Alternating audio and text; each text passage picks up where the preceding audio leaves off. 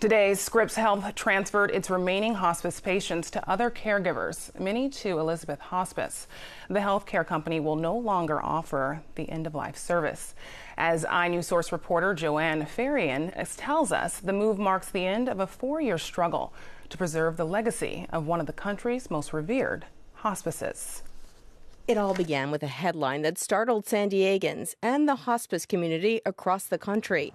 In late 2012, San Diego Hospice, one of the oldest in the United States, a venerable institution in the county, was being investigated for Medicare fraud, accused of admitting people into hospice who didn't qualify for the benefit.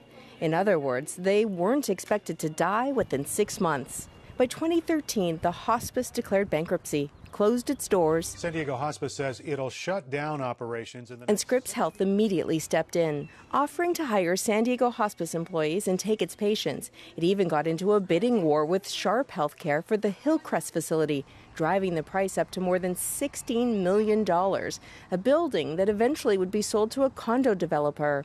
Lashea Ajayi, a palliative care and pediatric hospice physician, was on maternity leave last month when the news came that Scripps Health was now closing the hospice unit. It was hard because I was on the call with a lot of people who came from San Diego Hospice, a lot of my attendings who worked for Scripps, and to hear them cry on the phone. Scripps says hospice was losing money, $2 to $3 million a year. It makes sense to me. Susie Johnson is vice president of Sharp Hospice. She says Medicare payments have increased by only 1%, while expenses have gone up by as much as 10%.